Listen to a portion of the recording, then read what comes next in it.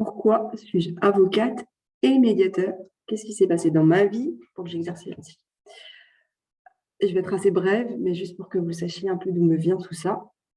Euh, j'ai grandi en banlieue parisienne, dans une famille absolument franco-française. J'ai fait mes études. Alors d'abord, je suis partie 1 an en Angleterre parce que je ne savais pas trop quoi faire. Après, j'ai envisagé de faire psycho à Nanterre, mais ce n'était pas forcément bien vu. Je suis partie faire 1 an en Angleterre. J'étais encore assez jeune, j'avais 16 ans, donc le temps que jeunesse se passe. Après, je suis revenue, j'ai fait de la bio pendant 1 an. C'était avec l'idée de peut-être faire veto. Et c'était les années des CPE, CNE, pour ceux auxquels ça parle. Donc, contrat première embauche, contrat nouvelle embauche, avec des grandes manifs un peu partout dans Paris. Moi, j'étais à Diderot, Paris 7, et donc la fac était bloquée tout le temps. Donc, j'étais souvent en AG, mais ça m'a fait passer l'envie de faire de la bio, à la fac, en tout cas professionnellement. Et pendant ce temps-là, j'étais aussi chef scout aux éclaireuses, éclaireurs humanistes de France. Et j'ai eu une jeune qui s'est confiée à moi et qui m'a dit, mais Alice, mes parents se séparent, c'est la guerre nucléaire entre eux, et ils veulent tous les deux que je témoigne dans leur procès de divorce. Qu'est-ce qui se passe? Qu'est-ce que je dois faire? Qu'est-ce que je peux faire? Qu'est-ce que je peux ne pas faire?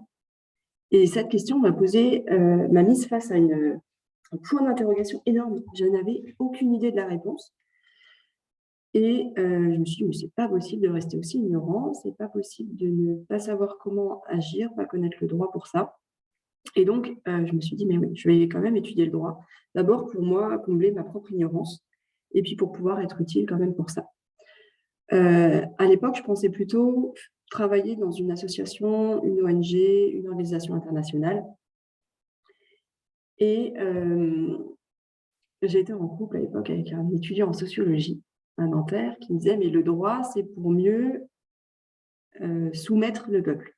Alors, je traduis, c'était pas soumettre le terme qu'il a utilisé à l'époque, mais voilà, pour mieux soumettre le peuple. Et moi, j'étais, mais non, pas du tout. Le droit, c'est pas un outil de domination en soi. Et j'ai continué à grandir avec cette idée-là. Et donc, j'ai continué. J'étais en Norvège, en Erasmus, et en Master 2 à Lille, en droit international européen des droits de l'homme. Et là, on a fait un concours de plaidoirie de droit international des droits de l'homme, ici à Strasbourg. Et j'ai adoré. Non, pardon, c'était à Lyon. Mais j'ai quand même adoré. Et pour la première fois, donc, j'avais la robe d'avocate. Et toutes les recherches juridiques, comment développer les arguments, comment les apporter, j'ai trouvé ça passionnant. Et à partir de là, je me suis dit, c'est avocate que je veux faire vraiment. Il était trop tard pour s'inscrire à l'Institut d'études judiciaires. Je suis allée 1 an en Allemagne en LLM. Donc, un LLM, c'est un peu l'équivalent du MBA pour le commerce, version juridique. Donc, ce sont pour des personnes qui ont terminé leurs études dans leur pays, mais qui viennent de partout dans le monde. C'est un peu un Erasmus pour grands. C'était génial, bien sûr. Après, j'ai tenté l'école d'avocat une première année. Je n'ai pas du tout assez travaillé, donc je n'ai pas eu la première fois, mais ça m'a permis de faire plein de stages et de voir d'autres manières d'exercer comme avocat. Et pendant le LLM, je vais préciser que j'ai mon cours de droit de la famille allemand était Familienrecht und Mediation, c'est-à-dire droit de la famille et médiation. Les deux étaient déjà inclus dans le même groupe et j'ai trouvé ça passionnant de nouveau. Cette approche de permettre aux parties de créer leur solution. Et dans ce Familienrecht und Mediation, c'était aussi avec d'abord apprendre juridiquement quelle était la situation, quels étaient les droits, et apprendre comment aider les parties à créer leur solution. Ça a commencé à faire son chemin. Et donc, pendant l'école d'avocat, une fois le concours réussi à la deuxième tentative, j'ai voulu faire une formation longue à la médiation dans le cadre du projet personnel individualisé qu'on a dans la formation des avocats. Ce n'était pas possible, pas un problème. Donc, j'ai fait 6 mois de stage en cabinet d'avocat en Allemagne, ce qui était aussi très bien pour moi. Et en parallèle, pendant 1 an et demi, la formation à la médiation en Allemagne, à Fribourg, parce que j'avais l'impression vraiment que c'était plus développé là-bas. Et j'avais eu un contact par bouche à oreille pour la présentation de cette formation en Allemagne. J'ai prêté serment en 2016, en même temps que j'avais terminé et acquis mon certificat de médiateur, selon le droit allemand, donc Certifizierte Mediatorin. après 170 heures de formation théorique. Et j'ai commencé à travailler d'abord un peu comme les avocats habituels. Bon, je me suis tout de suite mise à mon compte parce que j'ai l'indépendance et la liberté à cœur. Je suis un peu rebelle pour ça. Je ne veux pas qu'on me dise quels sont les horaires que je dois faire ou pas. Et puis, j'avais malheureusement eu l'occasion de voir que beaucoup de cabinets d'avocats faisaient un travail qui n'était pas forcément à la hauteur de mes attentes dans la précision juridique et dans l'étendue des recherches. Donc, j'étais assez certaine que, en faisant sérieusement mon travail, en prenant mes codes, en prenant mes bouquins et en faisant des recherches, j'étais capable d'avoir une production juridique de haute qualité et clairement pas moins bonne que ce qu'on peut voir dans d'autres dossiers. En plus, bon, j'avais quand même des avocats contacts à qui passaient un petit coup de bigot si besoin. Et donc, je me suis installée directement, mais un peu à l'ancienne, c'est-à-dire en acceptant tous les dossiers en lien avec ma compétence, donc pénal et famille, et y compris des dossiers qui ne me correspondaient pas du tout. Et tout ça m'a amenée jusqu'au confinement avec un papa que je défendais, qui me disait, mais j'ai emmené mes enfants à Lyon, en étant à Strasbourg, ça fait quand même un peu de distance, juste au moment du confinement. Donc concrètement, les enfants ne pourraient pas voir la maman pendant 2 mois et demi, 3 mois. Et il me demandait si c'était OK juridiquement. Et quel était le risque qu'il prenait. Et alors la réponse est non, c'est pas vraiment OK juridiquement, mais judiciairement, il n'y a pas vraiment d'aléa. Parce qu'on sortait 3 mois de grève d'avocats, il y avait maintenant le confinement, les juges étaient débordés.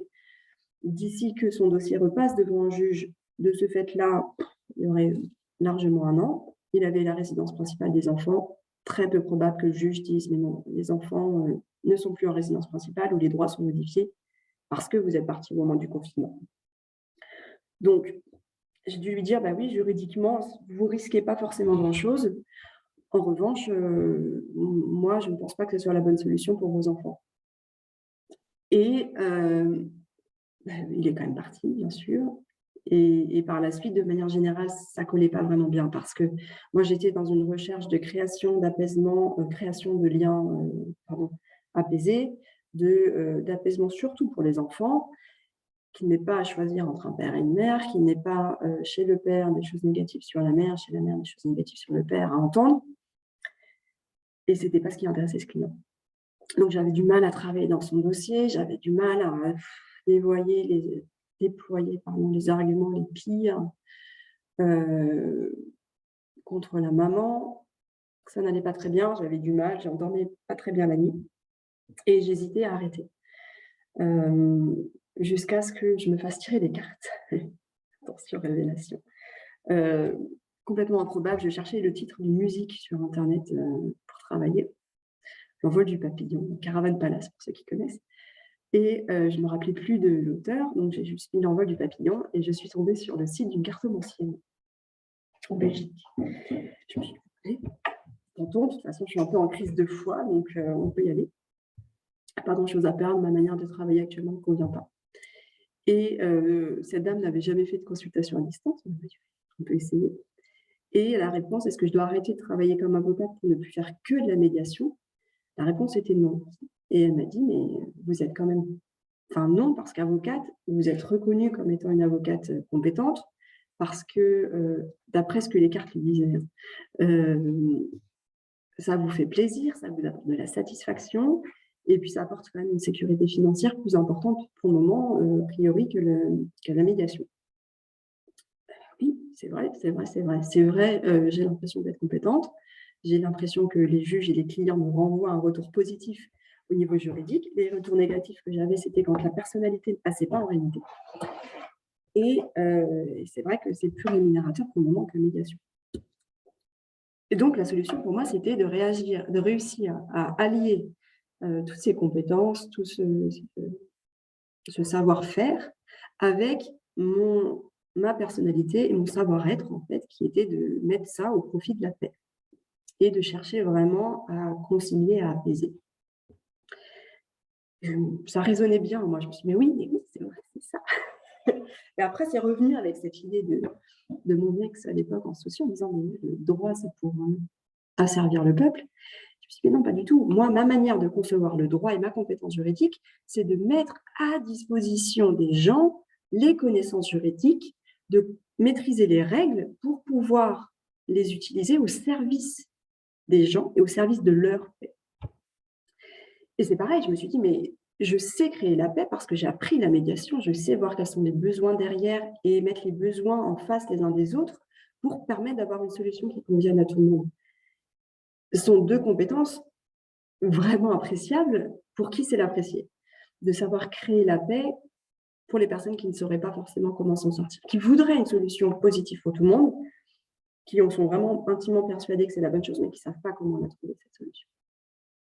Voilà comment j'ai décidé de travailler comme avocate et médiateur dans un tout cohérent qui serait de vous informer juridiquement, vous disant voilà les droits, voilà les possibilités, voilà le cadre, voilà ce qu'on peut en faire, voilà jusqu'où vous pouvez aller, voilà aussi ce que le juge ne peut pas faire, soit parce qu'il ne va pas pouvoir décider de la remise du carnet de santé avec d'un cahier de suivi entre les parents, c'est trop long pour lui, il répond en appliquant le droit. Aux faits tels qu'ils sont présentés et prouver s'il n'y a pas accord, un aléa énorme si on va devant le juge. Et avec cette information juridique, alliée à être capable de comprendre les besoins et d'envisager les besoins de l'autre et de recréer une communication et d'aller au-delà en permettant aux parties de créer leur solution de paix, c'est incroyable, j'ai de l'or entre les mains. Mais en fait, vraiment, je le pense, c'est-à-dire que c'est l'alliance de deux compétences bien différentes. La compétence juridique en droit international de la famille, qui est très technique, mais aussi super intéressante parce que c'est un peu comme un jeu d'échecs. Si on choisit une option, derrière, il y a encore tout un tas d'options. Si on fait une autre option, il y en a d'autres et on ne peut pas lâcher.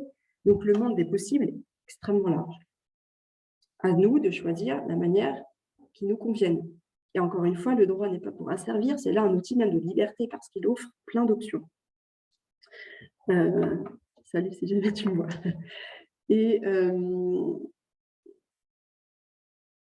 Et avec cette création de paix, que je vais vraiment utiliser aussi pour les clients qui viennent me voir comme avocat, de dire je vais prendre contact avec votre ex de manière la plus bienveillante qui soit. Vous voulez divorcer, je vais envoyer le courrier de divorce le plus gentil du monde.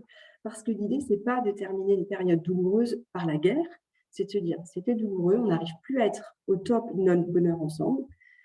C'est évidemment désolant parce que lorsqu'on se marie, on espère qu'on va réussir à se rendre heureux toute notre vie.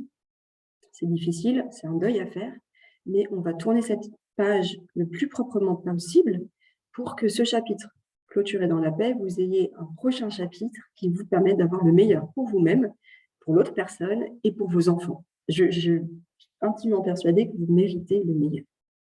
Vous méritez le meilleur. Et vos enfants aussi. Et ça, vous pouvez l'avoir avec une information pertinente, complète, délivrée de manière à vous permettre de la comprendre. Je ne suis pas là pour vous dire je suis la grande spécialiste et je vais vous aveugler par ma compétence. Non, je la mets à votre service.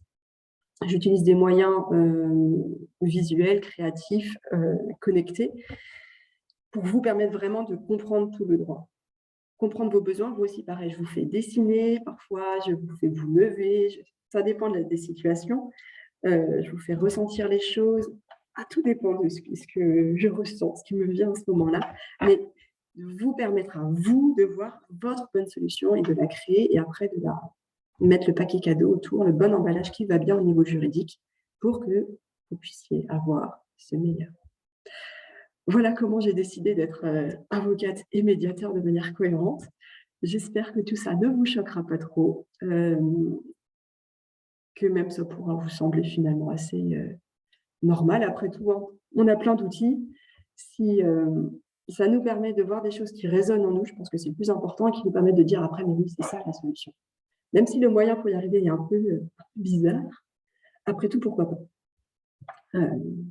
Bon, après tout, hein, les micro-ondes, il y a 50 ans, ça aurait semblé complètement de la sorcellerie. Bon. Bref, j'espère que cette vidéo vous plaira. N'hésitez pas à la commenter, à me faire part de vos avis. Ça m'intéressera et je les lirai avec plaisir. Si vous avez des questions, n'hésitez pas, j'y répondrai également avec plaisir. Belle journée.